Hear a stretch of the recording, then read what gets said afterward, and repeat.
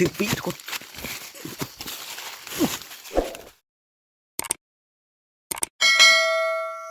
สุขสบายดีและสวัสดีพ่อแม่พี่น้องเพื่อนๆที่ทุกท่านสบายดีตอนค่ำๆทุกคนเลยคลิปนี้ก็สิได้พาพ่อแม่พี่น้องเลาะอาการก่อนทุกคนสิได้แบ่งกันไปแล้วได้มาปั่นไปทั้งนึงคอยเลยก็ผ่านเติมยางไปน้ำกันสิโชคสิมาเลยก็ติดตามน้ำกันทุกคนพากันยางเลาะทางทุกคนเลยรายการคอยก็ผ่านเติมพากันไปน้ำกันส่วนมาปั่นก็ไปอีกทางนึงจะเพิ่นได้ไปจิบ่เนาะตามเบิ่งนี่คือไปจะนอนไปว่ายางเลาะไปกับผ่านเติมยางเสียงห้างกันทุกคนเดี๋ยวเพิ่นกำลังยาวสกุลมาปางนะเดี๋ยวเพิ่นยาวก่อนกายขโมยปางมาเลยทุกคนเล่นนกฮ้อง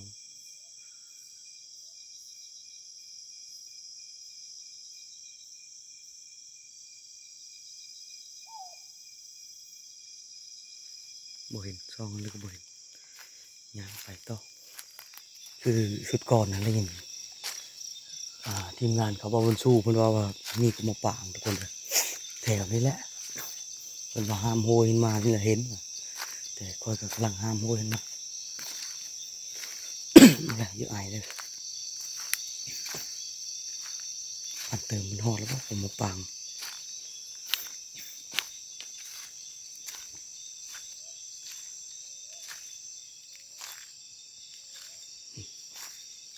หอดเลยก็มาปังทุกคน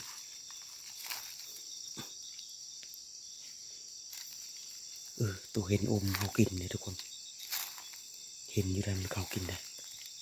แต่จะเก่าแล้วนึง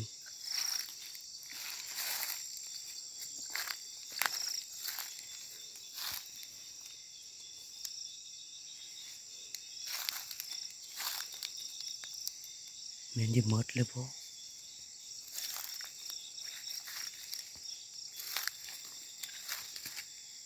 ยังอยู่ยังไม่ทันยิ่มดกินแล้วมันไม่ไหม้อยู่เลย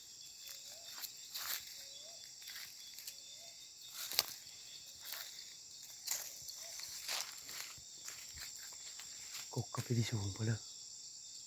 คือพากันเลาะเบิ่งโดยละเอียดเลยทุกคนมาปางนี่มันมืดเลยยังก็ดำมะดำเลยนะมันบางมันจะเข้าไปไหนเห็นอมแมงไก่มาช้าโพดแต่ก็แปลกอยู่ได้มาปางเรียกคือหน่อยแท้หล่นลงดินบางทีก็มามันยังดิบนะผมยังบ่เห็นอยู่ปลายมันนี่เลยก็ปั่นเติมมันยางก่อนเลยเลาะไปต้นหน้าอีกจังน้อยเขตนี้ก็ไม่เคยมาจากเธอเลยไปต่ออีกยางไปยางมาก็สิได้กลับคืนก่อนทุกคนเพราะว่าแถวนี้ไม่จะได้ยางตามทางแต่ซื้อคอยและผ่านเติมก็ไม่เคยมาจากเธอโอกาสที่จะพบเป็นเนื้อก็คือสีเยอะๆนิดนึงเอายางตามทางแบบนี้มันมีตุ๋ยเอาไม่เคยมาสิได้เลาะเมื่อพุ่นละเมื่อจอบเบิ้งโกมาปางแล้วกันมาให้อยู่บอนเขาพักบอนเขาเศร้าพุ่นละแต่นั่นเลยก็คอยยางน้ำทางนกน้อยนอนทุกคนขาวๆ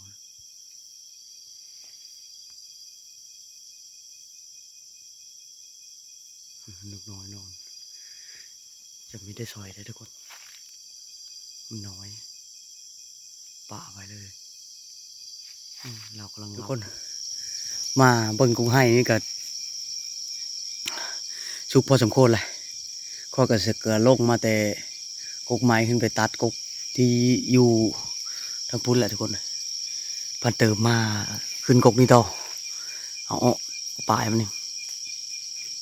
งานนี่งานนี่เอาทางกลางนี่คือคอยอยู่พุ่นคือเชนมันอยู่ผู้เดียวบ่ได้มันมีระยะซอยมันบ่เห็นมัน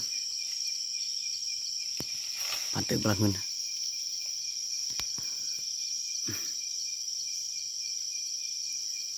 ที่ว่าตัดไม้นี่ลงแล้วก็ที่ได้พากันนอนปักเสาแห้งคนนะพันเติมปลาเงิน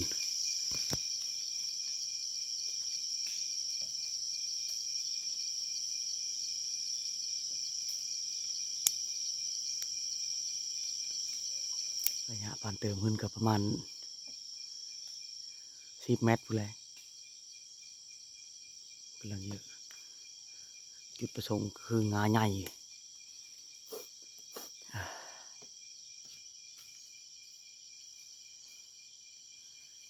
ห่างพาดเท่าค่ำเห็ดปืนดอก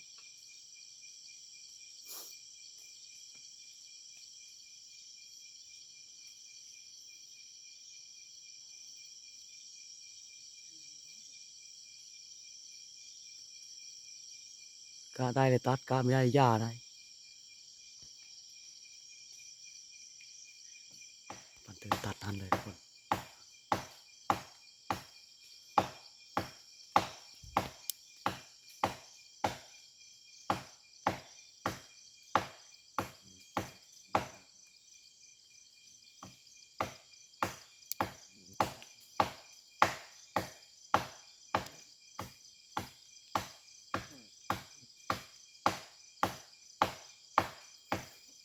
ตามวิธีเพิ่นจะเฮ็ดแนวใด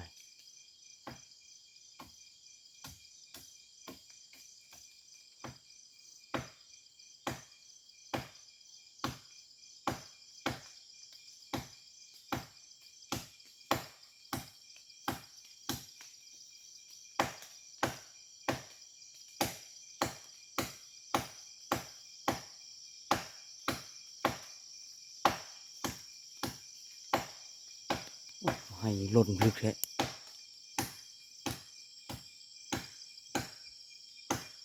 หล่นย้อนหยังมามันสุกคักบ่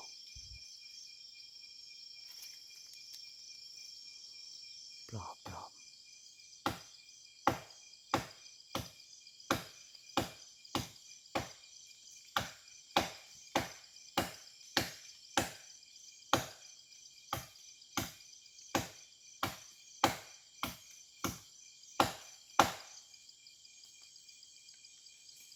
แท่งรีบ่เฮ้ย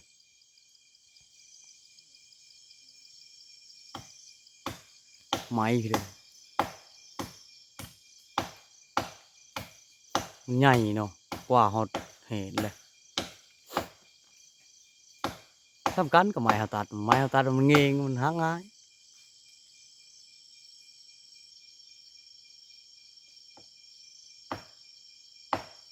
เอามาใส่ก่อน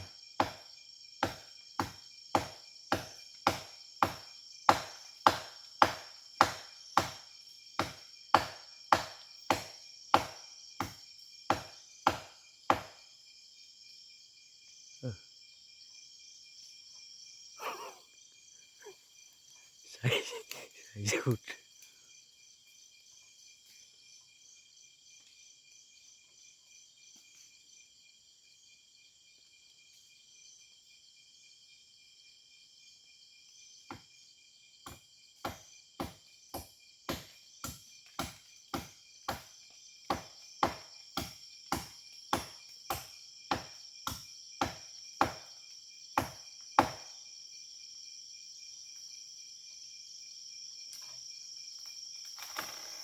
เฮ็ดเยิ่ม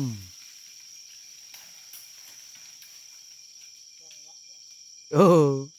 อย่างตัวนี้บังน้อยๆนี่มายุ่มกันเอาน้อยอ้อกับเนื้อหลังตัวอ้อได้แหละโอเคเลย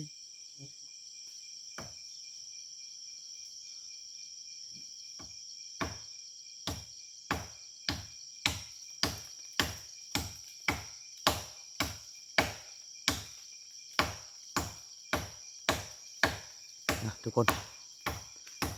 ว่าการเติมเฮ็ดแล้วก็จะได้กลับเอาไปหาพักเช้าแห้งทุกคนเดี๋ยวพบกันมื้อเช้าทุกคนเด้อพอดีแจ้งหูแจ้งตาทุกคนเฮามานั่งนี่คอยก็สอยนกเป้าตัวหนึ่งแต่พอดีเครื่องมือมันจะได้เตรียมพร้อมกองก็ยังแต่ตั้งว่าระยะเลยซอยตับลงไปแล้วก็เจิดเอาอุ้มคือสิโอกาสได้น้อยมาปั่นว่ามันเฮาอุ้มมาเลยลื่นเสียงพี่จะตบอันทีกระทือได้แหละสงสัยถือต่ำไปหน่อยเสียงดังเลยเดี๋ยวรอลุ้นต่อไปทุกคนตอนนี้นกเลิงหมดทันเฮานะเพราะว่ามันยังเสาอยู่ นกเรืองเยอะสิสวยๆน้อยนึงในนกเรืองจะเฮาได้แต่ก็ข้อดีของนกเรืองก็คือมันเข้าตลอด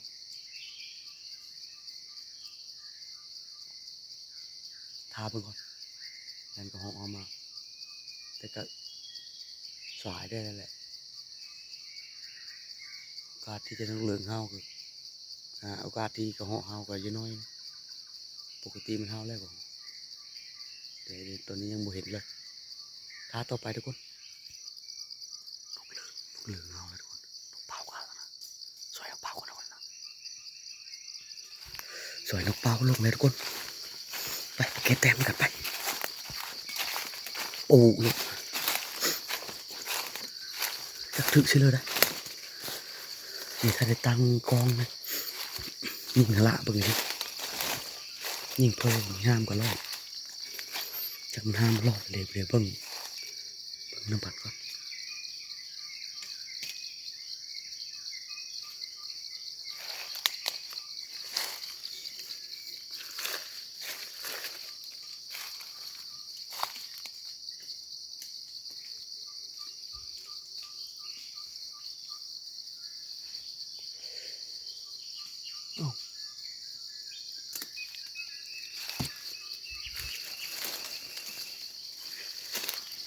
ไปทางไหน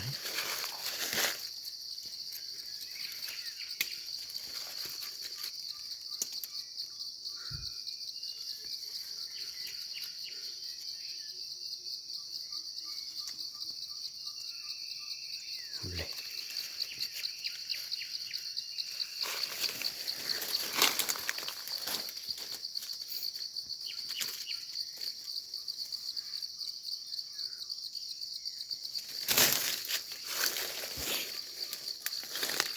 ทีมงานเราจักแปลงเลิกอยู่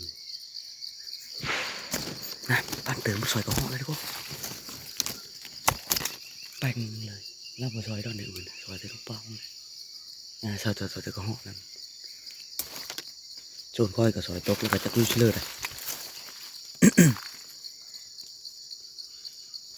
ตกเสียงปู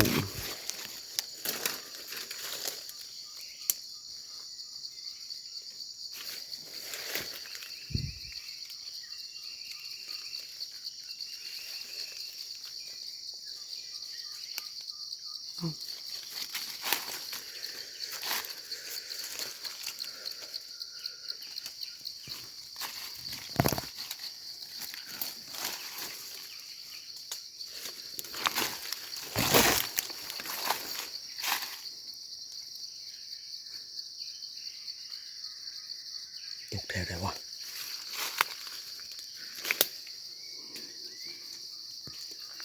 ลูกเป้ามืองูไอ้ลงเลยว่ะเสียงตึมกันแน่มาหาเห็นปกติหนมันกระจ้าแล้วนะลูกเป้า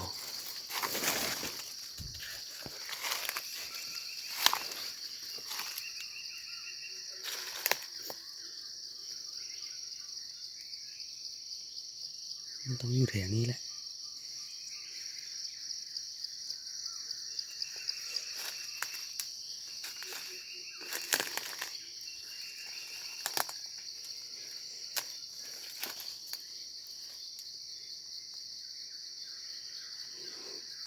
ปั่นมาเอาเลยข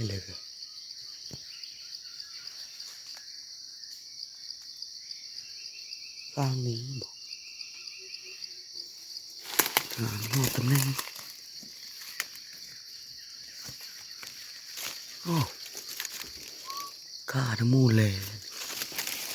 6 เสือว่า6มันจะ8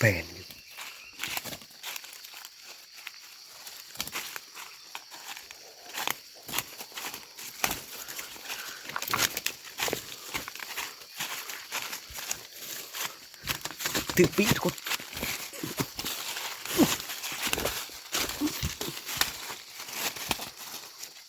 ได้แล้วทุกคนถึงปีทุกคนเลยเอาแล้วเต็มทำอิฐ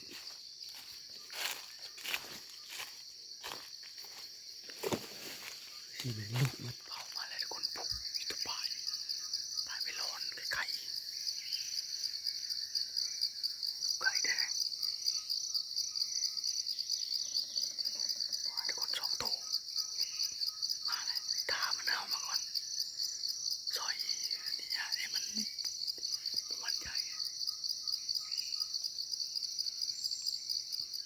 ถือว่าผลงานการฝึกกบไม้ก็